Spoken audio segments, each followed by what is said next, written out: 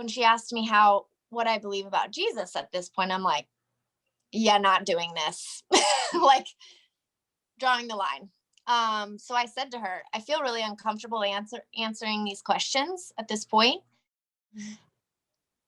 And I quoted, I don't remember who, Anne Lamott, I don't know if that's who it was, but I said, at this point, I can say this: the opposite of faith is not disbelief. The opposite of faith is certainty. Welcome to Better Than Podcast. My guest today is Amanda Sogge. Amanda is actually my former shop owner. We both did hair in the same shop for years upon years. We know each other quite well, and we've had some really amazing conversations, in my opinion. She always inspires me, and she always reminds me of the kindness and grace that can come from just the people around us. You know, it's pretty inspiring to realize that people like Amanda are just floating around in the world, and we get the chance to bump up against them. So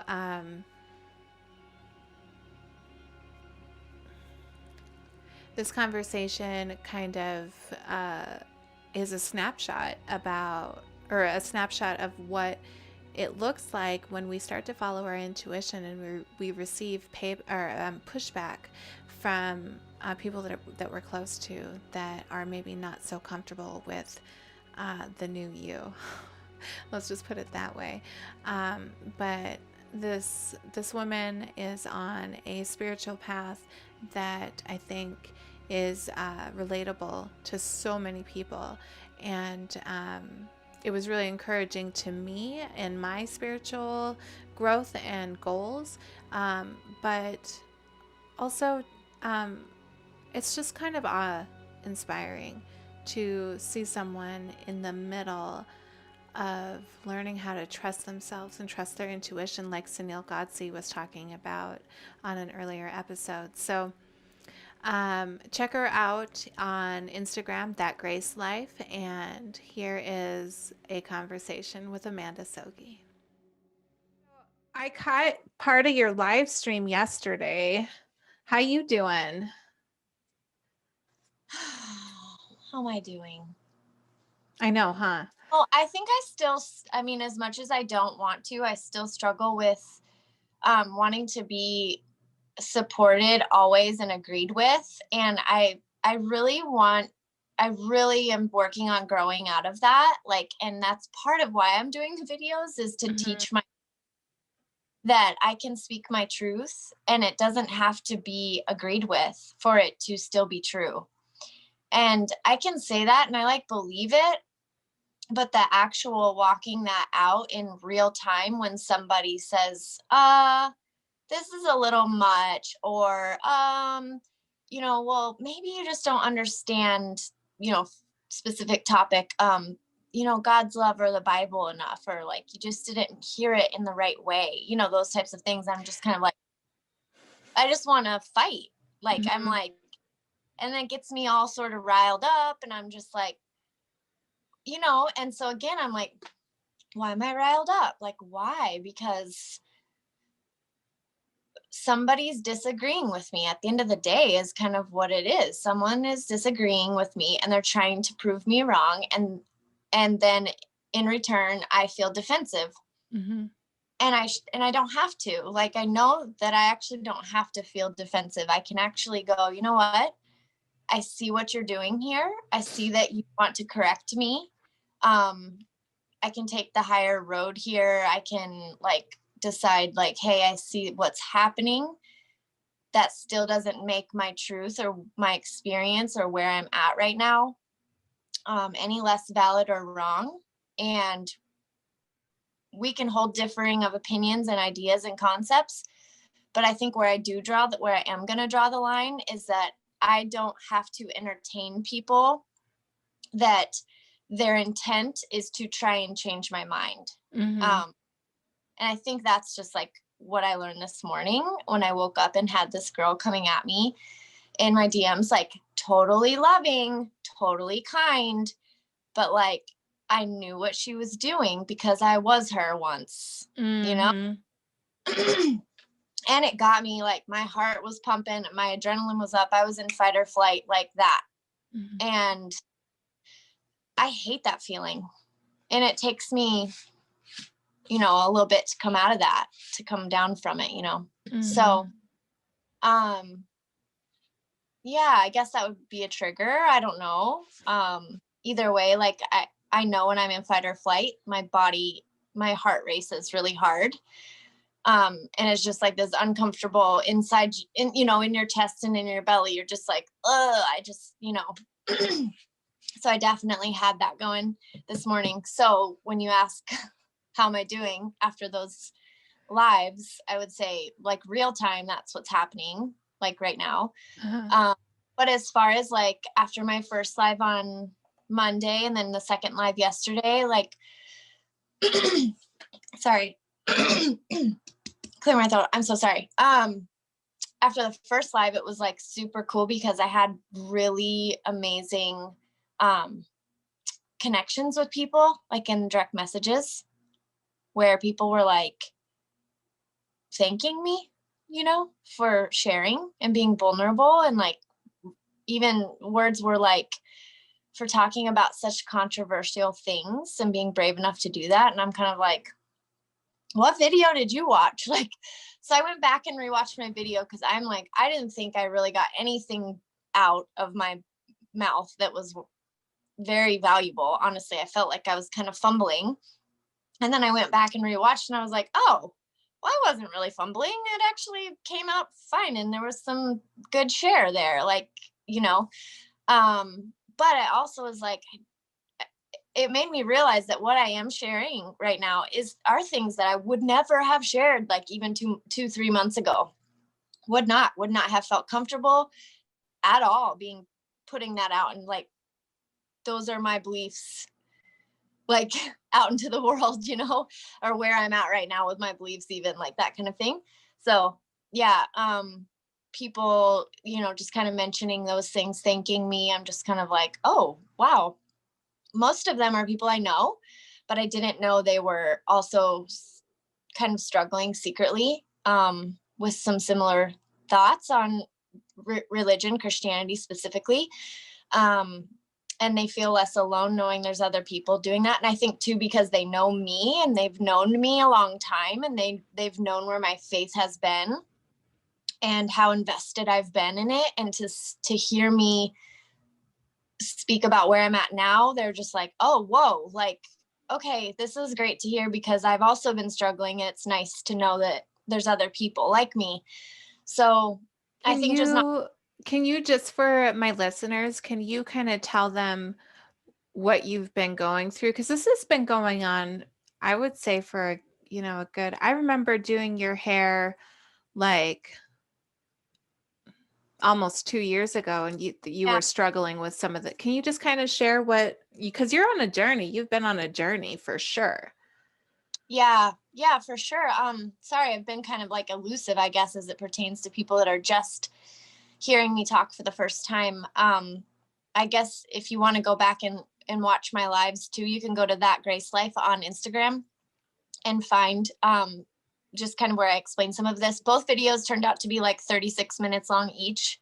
Apparently I can't, like, keep it short, but Well, these are yeah, pretty big topics, so it's hard to say fully what you think and feel, in a sound bite. it is. I'm like, I wish I could do an 8-minute bite size something, but I'm like, I can't even get the beginning out in 8 minutes. So yeah, little backstory. I think I can do this concisely and I'll really try, Elle. I grew up Christian and started, my first experience was in a Southern Baptist church, and I would only go in the summers when I was with my mom in the summers down in Tennessee.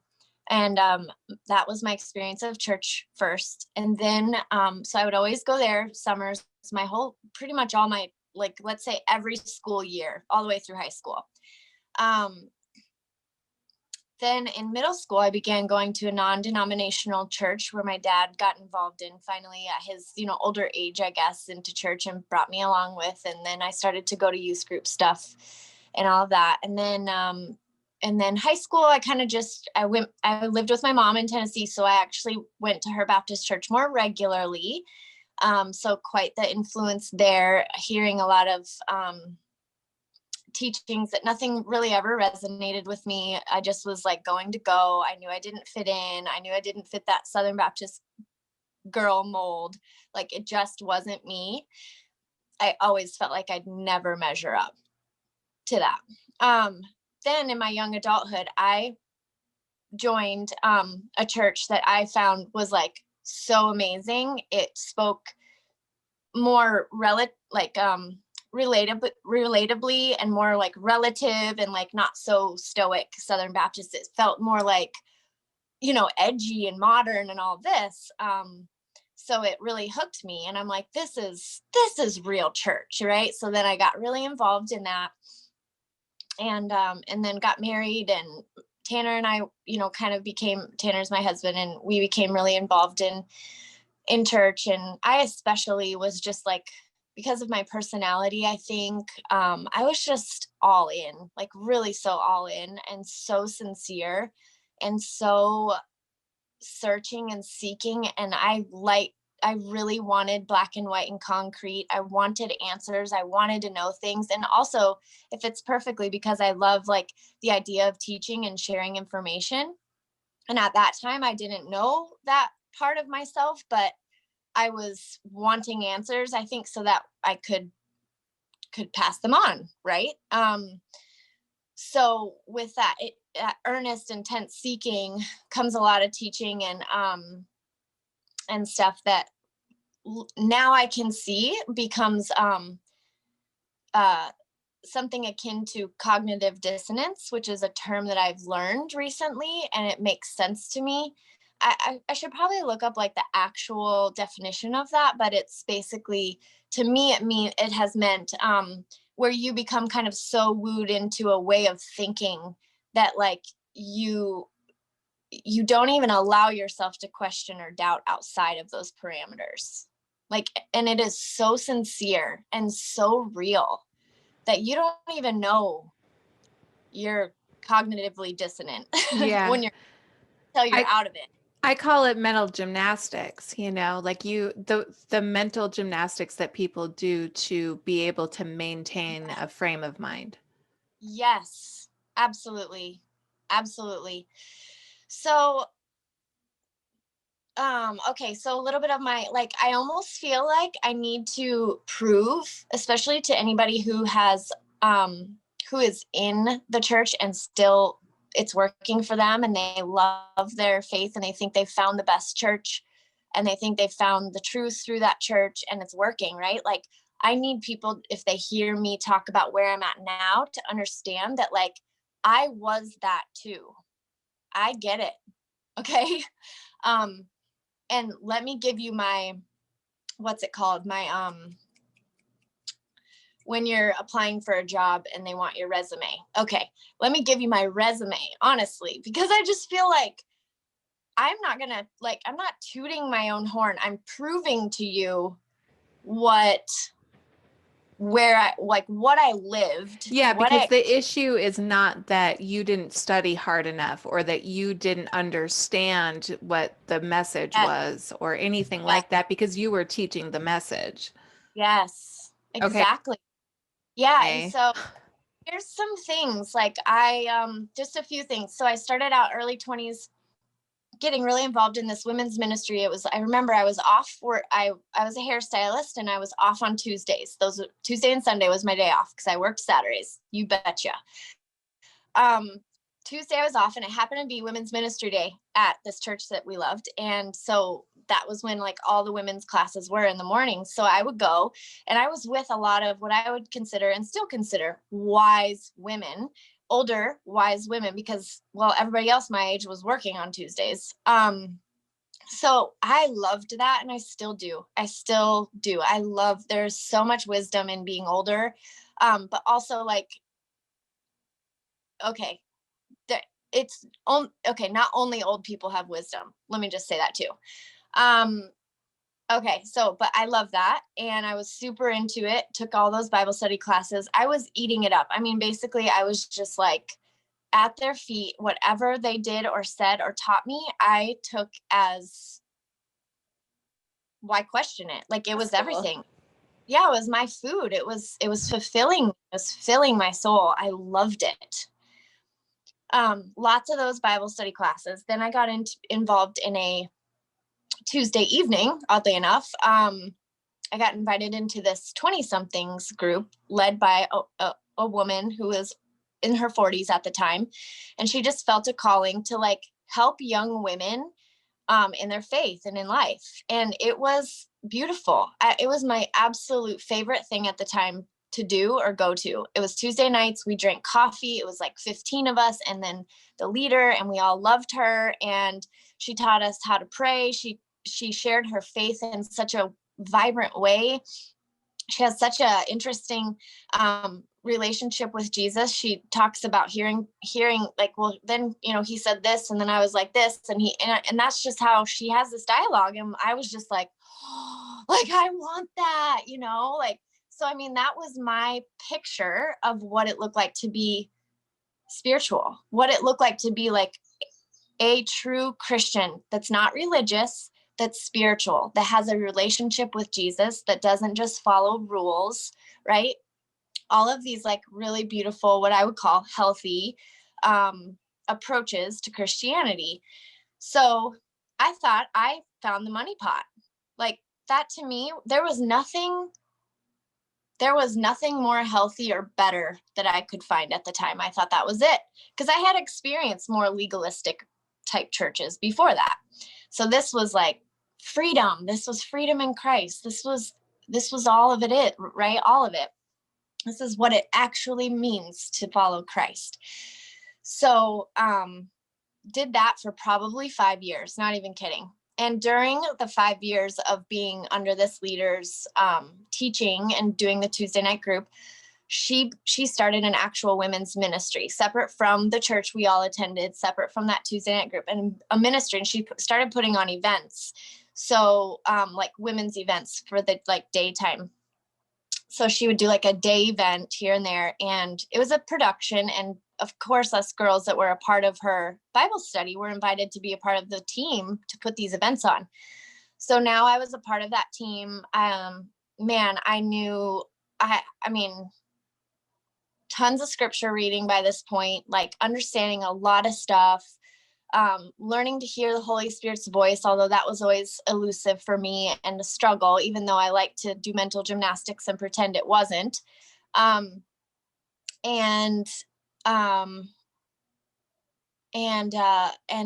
while I was helping her with her events, I began to take on roles like prophetic prayer, because I like am intuitive and I like can understand things that are going on with people, even things they're not saying.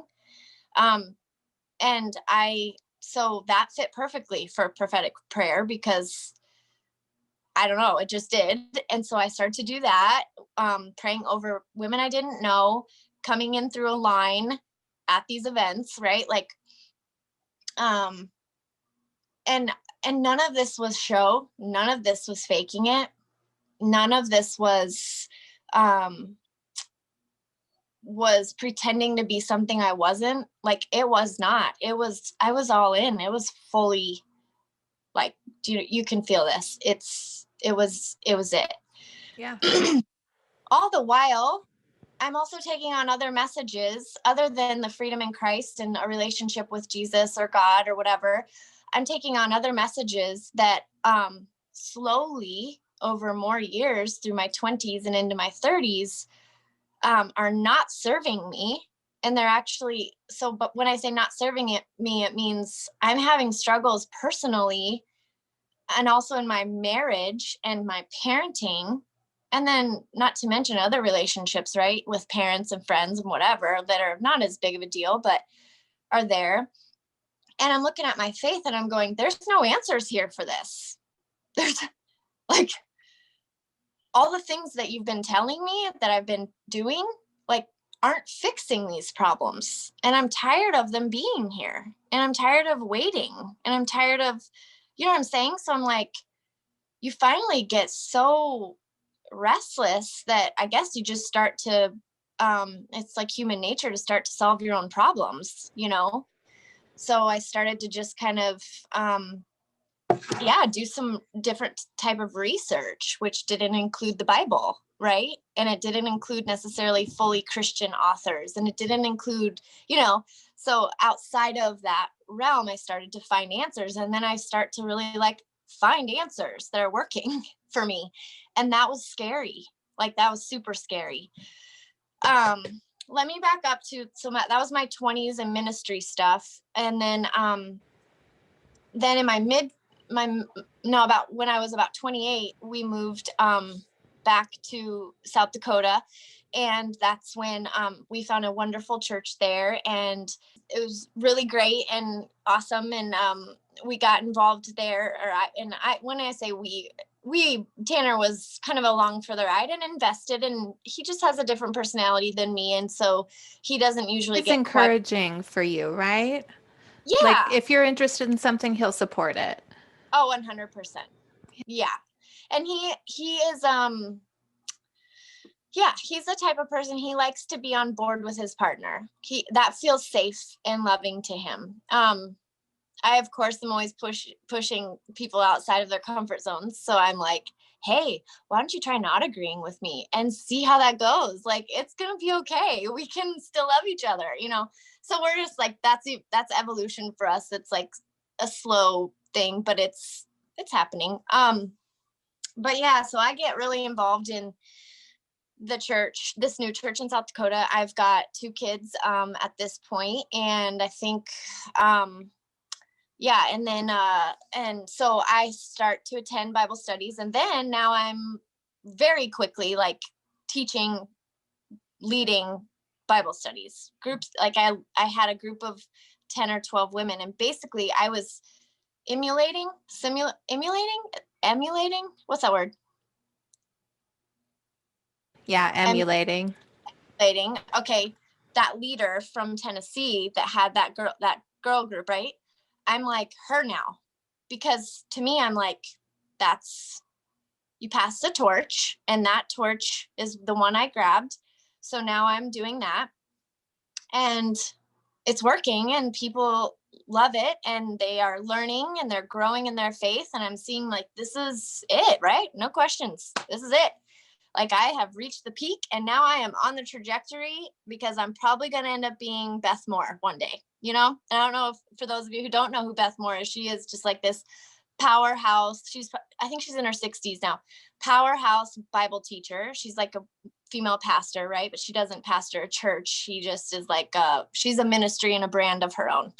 And I just thought, that's who I'm going to be. Like, that's probably my calling. And I was fine with that. And I was excited and thought, I don't know how it's going to happen, but I bet it will happen. Got involved with teaching classes, leading groups, and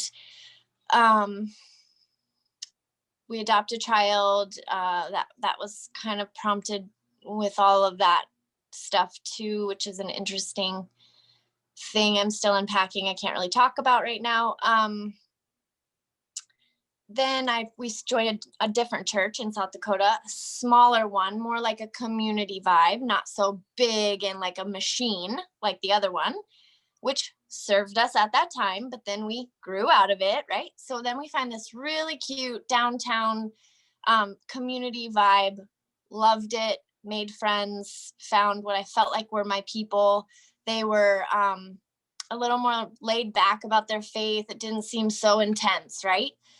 And I needed that, and it fit, and it worked, and it was awesome. And during that time, I was like, I still need to teach. So I had learned about the Enneagram, and that's when I was like, oh my gosh, the Enneagram was part of, how I learned about the Enneagram was I was having problems, like I mentioned, and I started to look outside of the Bible.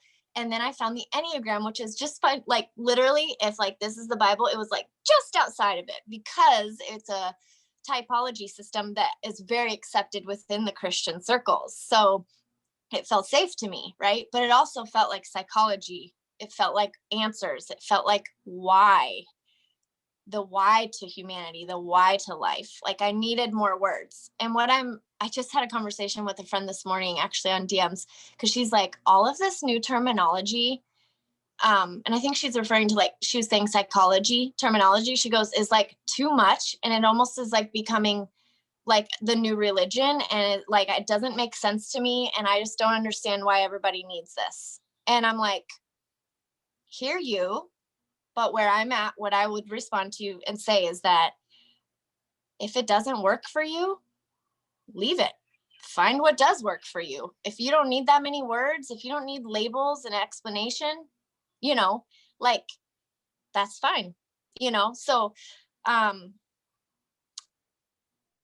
I think that, I don't know, like, as I'm really passionate about like finding language that's outside of scripture, right? Like I'm realizing that like even non-religious language, psychology language, the stuff that's working for me right now, it still isn't the answer for everyone, right? Like, so that's why I'm like shifting from teaching, like being like, this is how to accomplish X, right? I'm more about, this is my experience. Let me just share from my experience, because that helps me to remember that not only is my experience valid and right and okay, but it doesn't mean it's right for everyone. Because that way of thinking is like a very religious type way of thinking for me. Um, you know, because that's what you're taught, is like this in church, is like, this is truth for everyone, you Yeah, know? yeah. And it sounds like your brain has shifted into more of just an individualistic way of thinking. Yeah, yeah, yeah. And funny thing is, simultaneously, it's become um very universal too, which is, on like maybe the way I feel like we are all connected as humanity, where I've never believed or thought that before. What made you come around to that way of thinking? uh I don't know that there's just like one thing. I think it's just like a bunch of little things that so Mhm. the Enneagram I mentioned in I think my first live on Monday was like my gateway drug. So yeah, I think the Enneagram was my gateway drug. Started teaching actually Enneagram classes at that church, that community downtown. They approved me to do that, although they don't allow female pastors. They allowed me to do um, classes. So yay, pushing that envelope a little bit. And then I think I co-taught I co-taught the Enneagram, and I co-taught another type of class too. So again, here's my resume. Like I'm all about putting my resume out into the world, because I truly feel like I'm thinking about me 8 years ago. And if I would have heard someone say, this is where they're at spiritually, and it sounded like where I'm at right now, if I didn't hear their resume first, I would think that they never truly understood. They never truly felt the love of God. They never really had a spiritual encounter that was real to them. They never really understood the Bible. They never really had a good church that didn't abuse the word of God, like all of these things. That's what I would think. And then I would come at them in their DMs, like this girl did to me this morning, who, by the way, was a stranger, don't know her. But I sniffed her ass out right away. Like I knew what she was doing. I'm like, girl, I was you. Like, don't even go watch my second video, hear my resume, then we'll talk. Like, and even I wish that I, like, my resume that I put, I'm calling it that, it's easy. My second live that was my resume, I didn't even include everything I've just told you. I wish that I would have. But anyway, so the slow shift now is like, okay, Enneagram gateway drug. Now all of a sudden I'm reading other books from Rob Bell. he's a little edgy Christian, that guy. He's a progressive Christian. I don't even know if he calls himself a Christian anymore. He used to be a pastor, left the church because he deconstructed. People thought he was a heretic. He's been called a heretic 1,000 times, if not more, and probably still does get called that. But now I see that he just deconstructed. So I started reading his books, and it was like, whoa. And I think just like reading books, hearing podcasts, and then I get on Instagram and find tons of accounts of people deconstructing, and I'm reading their stuff, and I'm reading the cognitive dissonance, like specific things, right, that they're able to recall and go, you know, when we were taught this, why was it that? And just question. And I'm like, right?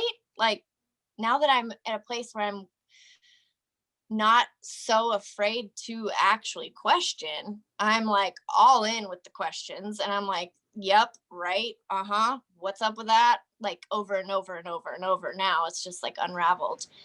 And one of the biggest things, honestly, for me was the teaching that the like on the vein of thought of that you cannot trust yourself.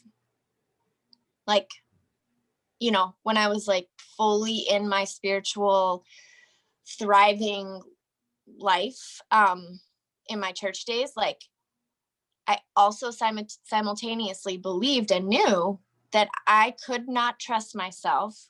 There was nothing good in me besides the Holy Spirit, and that the Holy Spirit was the voice that would guide me, and I better get it right, because honestly, like if you don't hear him right and you follow your own thoughts, it's going to lead you astray.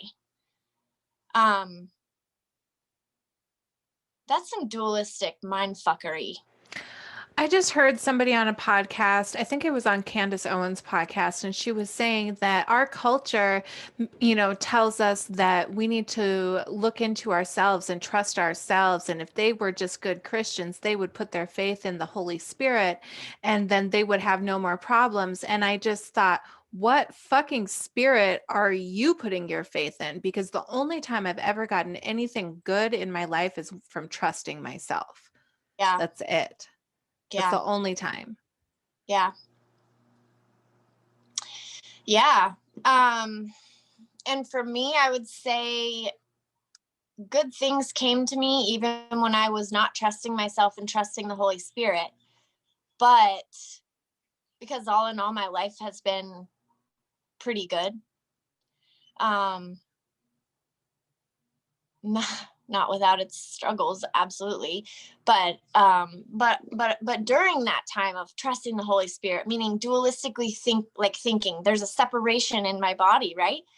I had a lot of stress and anxiety inside of me, like that I don't have anymore.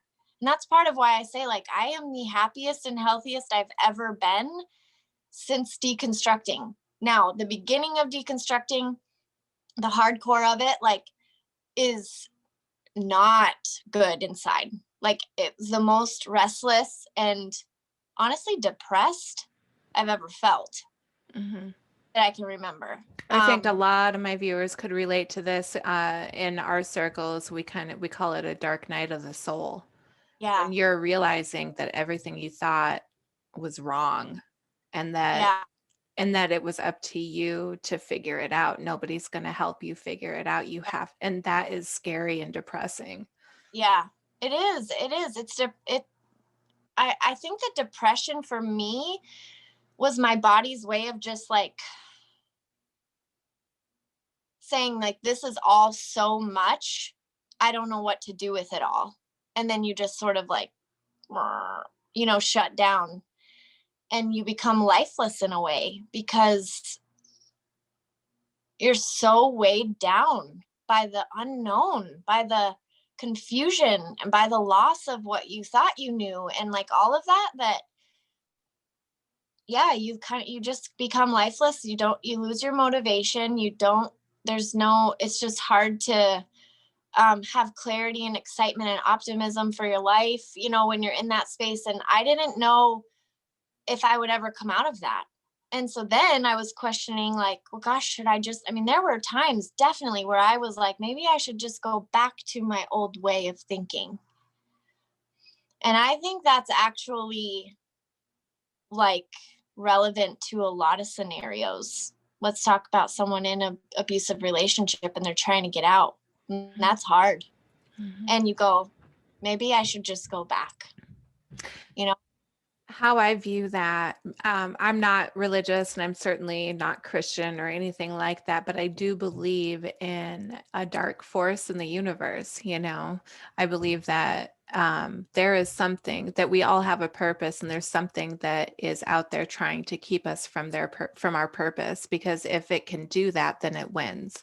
If because our purpose is to bring light into the world, and so if they can keep us from that, that's more darkness for whatever that energy's motivation is or whatever. And so I really believe that those types of that type of thinking, those types of thoughts are that dark force trying to prevent us from being what and who we're supposed to be.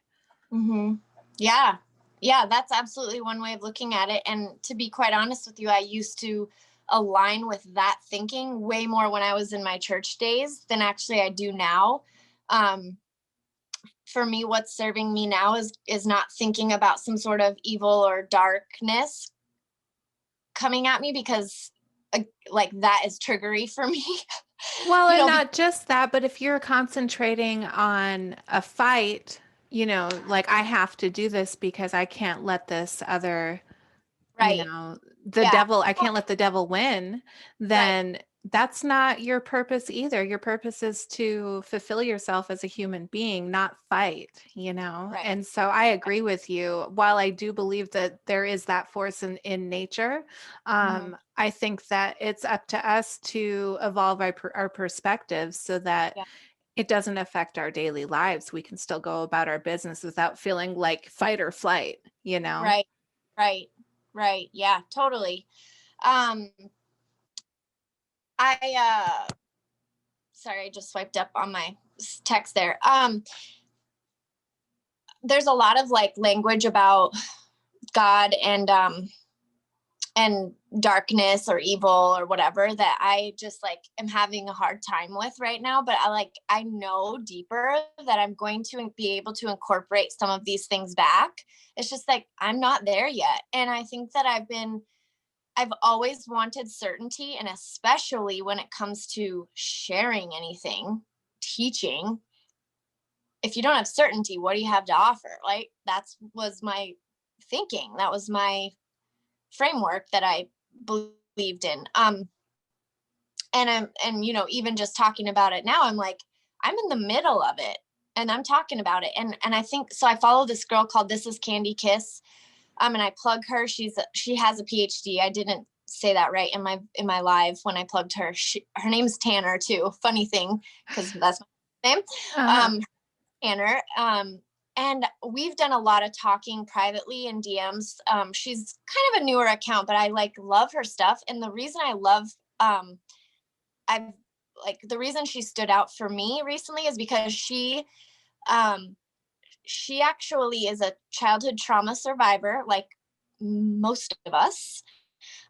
She not only has recognized it and lived super dysfunctional lifestyle and marriages and these things, but she's like on a track to healing now. She has her PhD. She's teaching really good content that is so applicable. She has a podcast now and all this, but what I found encouraging is that she shares her own real-time struggles even as a clinical professional.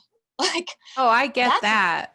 I that as a content creator, like I feel like if people just knew, like, because when you, no matter what content it is, whether it's this doctor that you're talking about, or a stand-up comedian on YouTube, or somebody who's coming out with a new coaching program or whatever it is, right? Like it looks super polished and they look like they got their shit together, but you did not see the struggle and the process to get that project to completion. yeah. And so on my Patreon, I'm going to start putting up like the struggles that I'm having with getting my green screen going and all of that. Like, people don't see that. So I'm just going to like make fun of myself and put it up on the Patreon. And if I people want love to it. laugh with me, they can do that, because I everybody acts like, oh, they're a genius and they've gotten this far and it was so easy. And that is not reality. And by the no, way, it's not going to crush your brand to let people know that you're right, struggling. It's only going to right. encourage them that they can do it too. Yeah, totally, totally. Hmm. And as far as like a company or a brand, like I haven't really thought through that. I think for me as like I don't know, I kind of consider myself like I have no following, but like an influencer, only because I've been told by so many people that I influence people. So I'm just like, okay, I will just own that role, you know? Um, and I'll be a good steward of it, I guess, whatever Hmm. that means. Um, Well, you'll bring a lot of so positivity, that's for sure. Like how so many people reached out to you after your live and was like, thank you so much. You put to words stuff that I've been feeling, but I haven't been able to express. yeah, yeah, That's yeah, yeah. valuable. That's valuable. Thank you. Yeah. Yeah. So it takes me a while to hear the same comment or compliment. I have to hear it a lot before I actually believe it because I think people are finicky. Actually, I know people are finicky. And I know a lot of times people will um, applaud in you what feels relevant for them. And I'm like, sometimes I'm like, that's so subjective. Like, is that even real? Like, so I'm really I think careful about how much to take in compliments, right? Yeah, yeah, I think that you're absolutely right that people are, or complimentary towards things. But like, if you think about what the reasons that people idolize other people, it's because this is how I see it. They see a quality or a value in that person that they also see in themselves, or that they want to see Yeah, in themselves. And if they can just realize that they already have that, that's why they're drawn to it. Like attracts like. yeah, And they just trust that quality in themselves. I mean, how many more people would we see fulfilling their purpose, you know? right.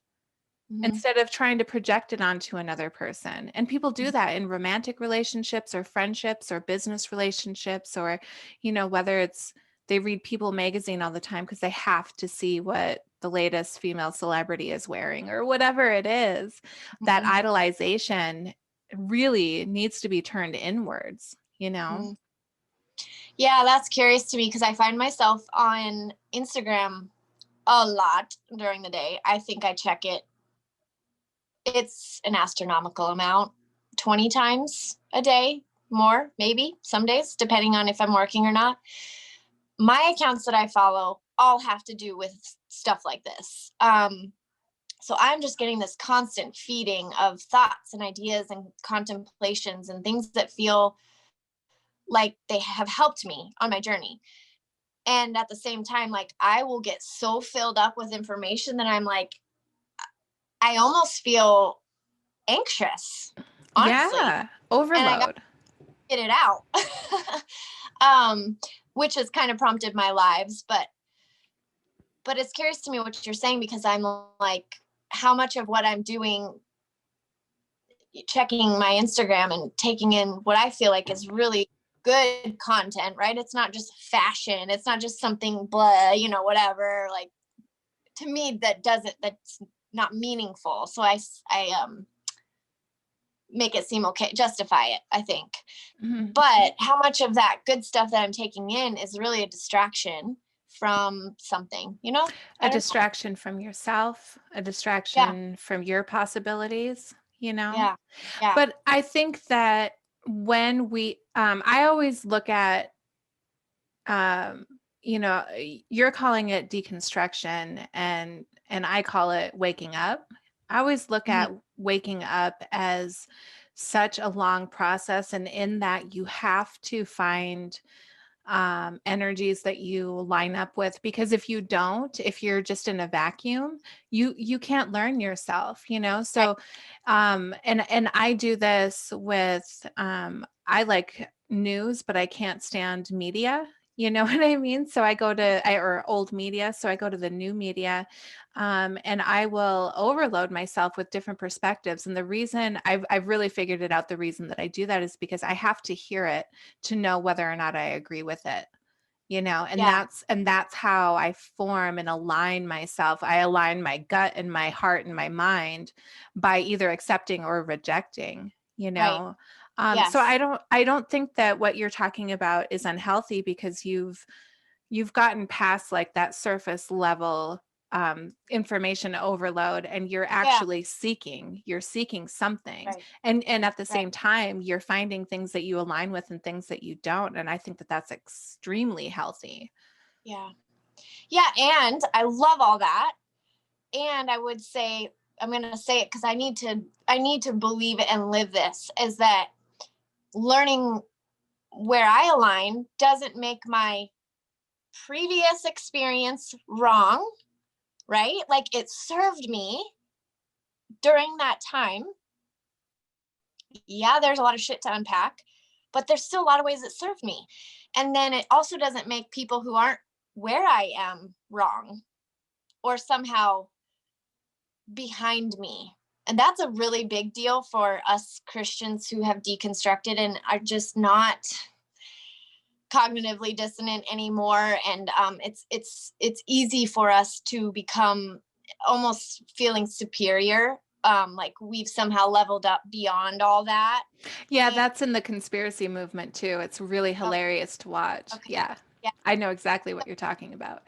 that's actually, and it's embarrassing to admit, honestly, but that one's a hard one for me right now. Right now, I'm gonna say right now because I don't need to use terms that set me up forever, right? Like things will change and keep evolving for me, and even within, the next month, I could already be like, man, I just don't feel superior about it anymore. Yeah, But one thing that is really in my mind all the time is that we're all meant to be here to have a very unique experience to ourselves, and like if somebody is not in the same place that we are, it's because their experience has to be unique to them. And so mhm, almost no one is going to be out of the 8 billion people that there are in the world, there might only be 50,000 people who can identify with you directly, like mhm, specifically. And it's because we're not yeah, supposed to be living the same thing. And so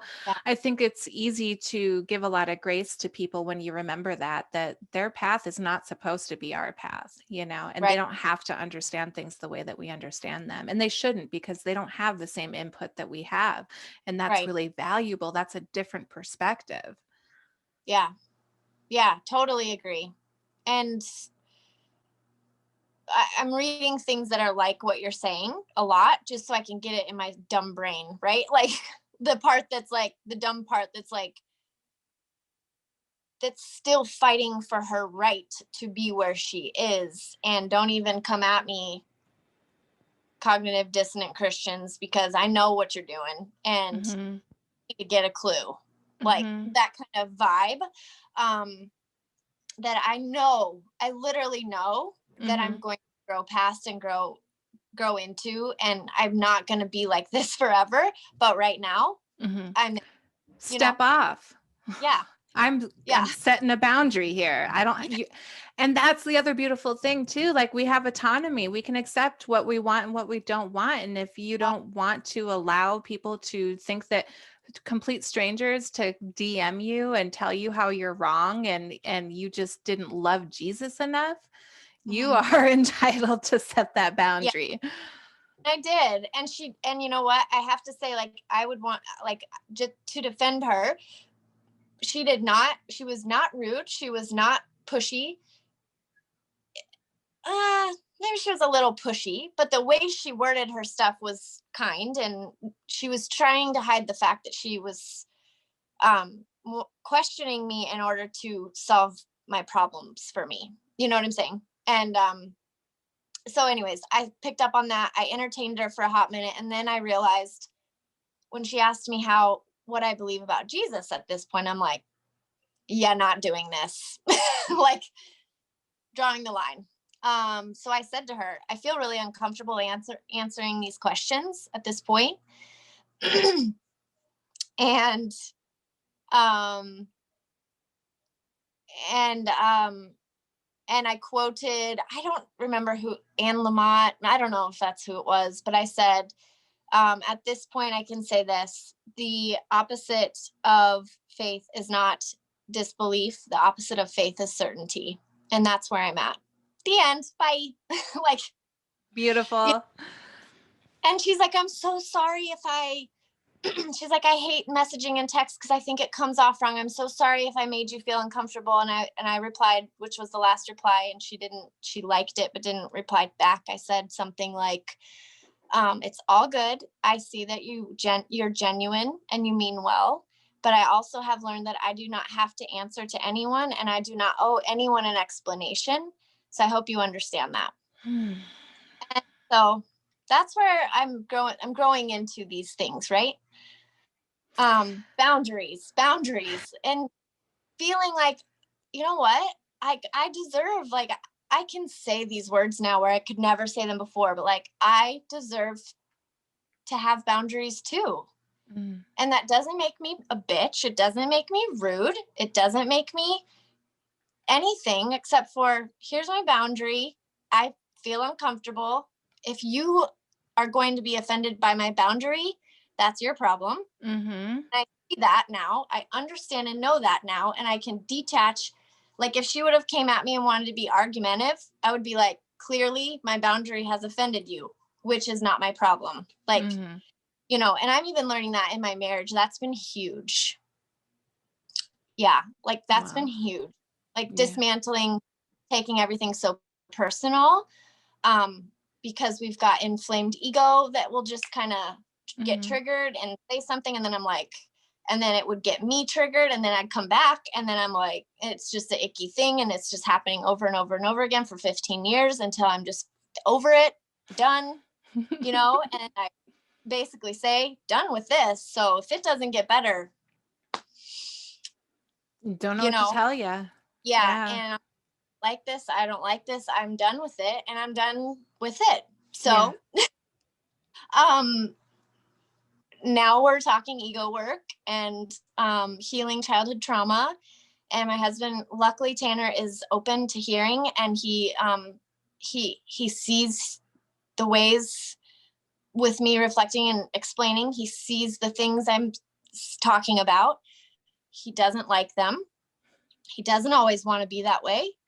And therefore he's open to like learning. And it's a slow thing, but like at the end of the day, I think somebody very wise told me, like, you know, in partnership, like, marriage is going to be hard no matter what. But like, if you have a partner that is at least willing to continue to work on themselves and on the relationship that you have, like, there's really not much more to ask out of a marriage. And I'm like, that's fair, you know, because when the lovey feelings aren't there, when the passion isn't there, when the, you know, you're just like, and I'm left with a roommate that I like, but we fight a lot. Exactly. Like, why would I choose this again for the rest of my life? You know, but I was told that little piece of advice. I've thought about it a lot. And then I've been working with Tanner on, you know, some changes and what we can do and these kinds of things, and doing my own work, which really helps in understanding him and, you know, whatever. Like, we just had a thing last night, an interaction, right? An interaction that didn't go well. And because we have ego language, he understands that he was triggered. And he was triggered because he was on autopilot, because he, after talking for 2 hours after the bad interaction, like, now we're having really good talks after a bad interaction, like a intense one that I'm like about. Now we're having really good talks after. He's coming around full circle. But I will tell you, like, I'm exhausted. Like, that takes a lot out of me to not only manage my own self, but also be holding so much space and patience for him when he's not holding his own self accountable, when he's pilot, when he's acting out of his triggers, right? Like, I think it's called compassion fatigue. I actually learned recently, and I learned that that's what I have experienced recently too, which is why I was like so wholehearted when I told my husband, I'm like, I am like done here. Like, I'm not leaving. I'm still physically here, and I'm not leaving per se, right? But I am like, I cannot put another ounce into helping us. I've been doing that our whole relationship, finding the answers to help us. You know, at first with the church stuff, it was prayer, it was Bible study, it was a men's study for you, it was a couples study for us. It was, let's try this now. Well, they say this works, you know, constant, because we weren't experiencing like the unity that I wanted, right? And anyways, that shifted from church stuff to more like psychology things. So I would send him stuff on Instagram, right? And I would hope that he was reading it and these kinds of things, and just really holding out a lot of hope, but there's a lot of energy going behind that. And when you don't see change, you're repeating behaviors and repeating the same fights over the same triggers. It's just like, you're over it. You're exhausted, you know? And so this is Candy Kiss, Tanner, Dr. Tanner, I guess I could call her. She doesn't call herself that. I think she should. Anyway, she had a little small group private thing where we all got on video, and it was actually her and some other childhood trauma survivors and then me. And because what she helped me to identify is that while I do have some trauma from childhood, like, it's very small trauma, very, very, very small. Like, I have my own things to work through for sure. But like, she's never really said to me, you don't have childhood trauma, but she basically has alluded to the fact that like Tanner and I's situation within our marriage is, she was like, hands down, everything you're talking about, she says, I can attest to. I think that way. I react that way. I ruin my relationships that way. And she's talking about my Tanner, right? So she's like, he has childhood trauma. And so my Tanner has understood this, and he's like, yeah, totally see it. And she has helped us a ton with this. And anyway, we were in this little small group video thing, and so I'm listening to them talk, and so then I'm like, so they're like, or Tanner opened it up and said, does anyone have anything that's just like so weighing on them right now? Like, you just want to get it out. And I just like started talking, and I opened my mouth. And that's when I finally, for the first time, said, I am like emotionless about my marriage. Like, I'm just so done, like, feeling, I don't want to be done with the marriage, but I don't want to, like, I can't try anymore. Like, I'm just so tired of it. Like, I just don't know what to do. And one of them had tears in her eyes, and it like makes me teary to think about, because she goes, she's in a partnership, and her wife is me, and she is Tanner, childhood trauma survivor, dealing with a lot of loops, same loops, that critical voice, the triggers that just are so hard to control and get healed. And she got tears, and she said to me, I've heard my wife say that same thing before, and I just want you to know, on behalf of us that are childhood trauma survivors, she's like, we are sorry. And we also validate that it's really hard to be married to people like us. And I was just like, it was so sweet that she could set herself aside and not be defensive or offended or triggered, right?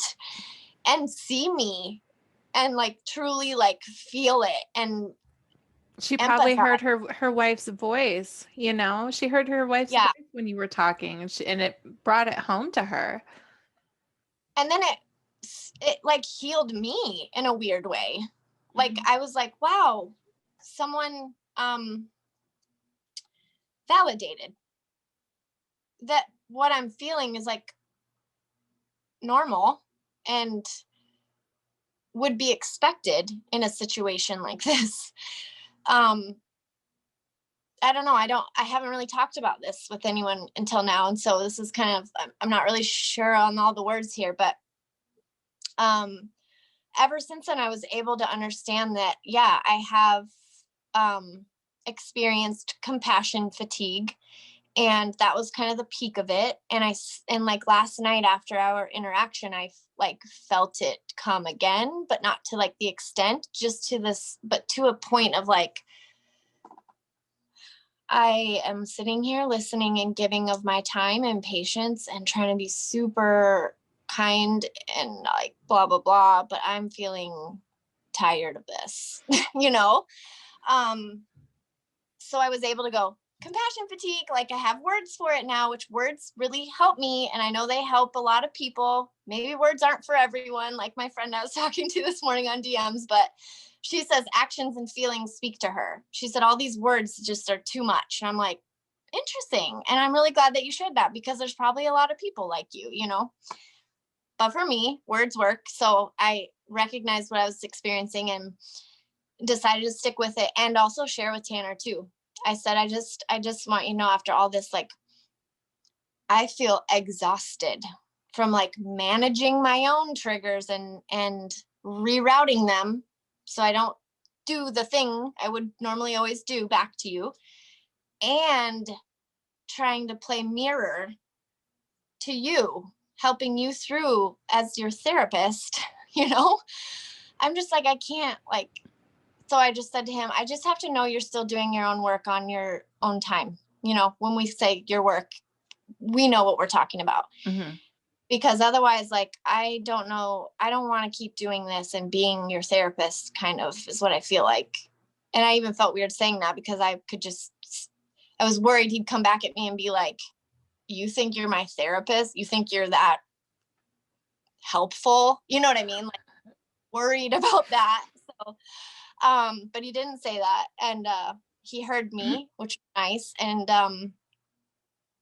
yeah, so anyway, I don't know how like relevant that is to share, but It's always relevant. Everything is relevant. Record everything.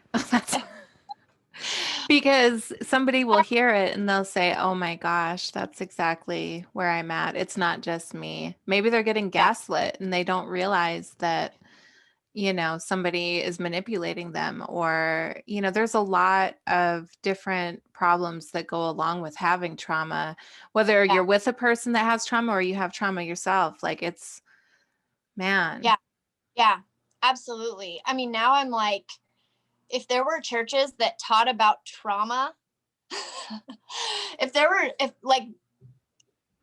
if church was where you went to hear someone teach every Sunday about trauma, like, I think we would be a much healthier society. You know what I'm saying? Like, we need more of, this is what I'm saying. We need more of that kind of information coming at us. Like, Yeah. that's why I talked about religion stopped working for me. Cause I'm like, just praying about my problems did not solve them. Yeah. Well, but you were talking about like learning the lingo or whatever, like all of the, you know, talking about triggers and, you know, childhood trauma and all of that, like that's all stuff, lingo from the spiritual community, you know? Right. So I think that, and that's why I like talking to you so much, because you are coming around to the same place that I'm coming around to, but we're doing it in on really different paths, you know. But uh oh, is it going to be lunchtime? The common link there is psychology, I think. You know, Yeah. the common link is understanding how our minds work and why they work the way that they do. Yeah. It's so It's important. it's so good and so important. I agree. I agree. I just think humanity is evolving, and I mentioned this in my live and people really resonated. I had people quote that back to me in my DMs. They're like, yeah, it is. And like, okay, so now we know, we recognize it, and those of us that are willing to not be afraid of it are embracing it. And I'm seeing that because humanity is evolving, we actually want and need to know more words and whys, like what you're saying. He's telling me that it's time to go make some lunch before his nap time. Perfect. But I think we had a really good conversation. oh my Well, gosh, it was so good. truly thank you, because I'm a verbal processor. It's Mm. probably obvious. Um, and I'm able to work through things and understand kind of where I'm at with things when I can do this. And so truly I am appreciative for people like you who ask good questions, who are genuinely interested, and who is a really good listener. It's like, Well, yeah. I don't want to use, or I don't want to turn this into a self-promotion, but this is exactly what I do on my self-development. If you go to betterthan.world, um, we can do this. We'll do a video call, we record it, and then I go back through it, and any insights that I can offer after watching our conversation afterwards, I send that to you, and I've gotten such amazing responses back from people. So I Well, didn't mean this to turn this into a self-development no. session, but Well, everything in my life is self-development session. Like all my friendships, amen. all my conversations, all my relationships. And sometimes I'm like, Amanda, like, gosh, just like laugh about something stupid for one. Like, I get too serious and too focused on hard topics, to be quite honest. And so, It's yeah, the I need, landscape of your internal world, you know? And if you can't talk to people about that, what do you do with it? You can't do anything with it. yeah, like things I talk about all day. That's So, amazing. That's yeah. amazing. Yeah, let's do this again. Okay. I don't know when, but it's got to be soon because I'm just so fired up. It was such a good conversation. Yeah, it was. Thank you. Yeah, thank you. Yeah, let me know. Okay. I'm here. And anybody that wants to like, follow any of my stuff, I'm mostly just on Instagram. That great. That Grace Life, that Yeah. Grace Life on Instagram. And then you can see like beautiful pictures of what they're up to in Hawaii. So yeah, Yes. Amanda and Tanner and the kids, they're living the life. Yeah, for sure. Because you trusted yourself. Yeah.